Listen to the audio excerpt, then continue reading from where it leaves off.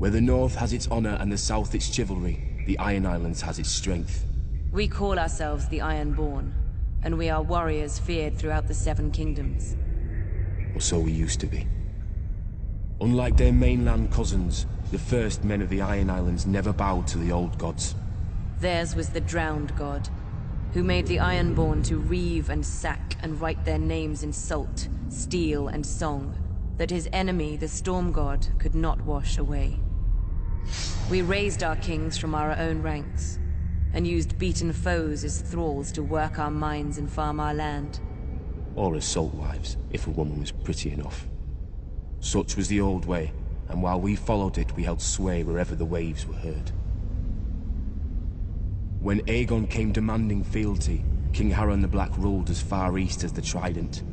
Other kings like the Starks could kneel, but Harren was Ironborn, and the Ironborn must be beaten.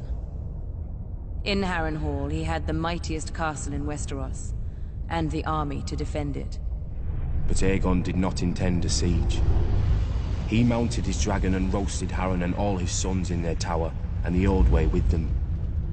Because of Harren's defiance, Aegon pushed the Ironborn back to our islands and gave the Riverlands to the Tullys. But he did allow the Ironborn to choose who would lead them. House Greyjoy had always been one of the greatest houses of the Iron Islands. We trace our descent from the Age of Heroes and the legendary Grey King, who took a mermaid to wife and made war upon the Storm God for 1,000 years. Blessed by the Drowned God, the Grey King fought and slew Naga, the great sea dragon, and took her fire for his own. This history made our ancestor Vicon Greyjoy the natural choice to lead the Ironborn after Aegon's conquest. For 300 years, House Greyjoy ruled the Ironborn. We styled ourselves Lord of the Iron Islands, King of Salt and Rock, Son of the Sea Wind, Lord Reaper of Pike. In truth, we were thralls. Our people still chanted, "What is dead may never die." But the Old Way had died.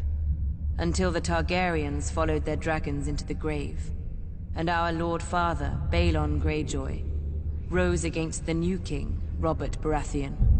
He seized our ancient crown and sent our Iron Fleet against the Lannisters at Lannisport, burning all their ships before any could weigh anchor.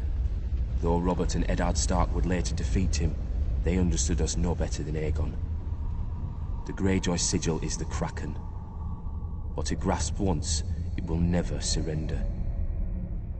What is dead may never die, but rises again, harder and stronger.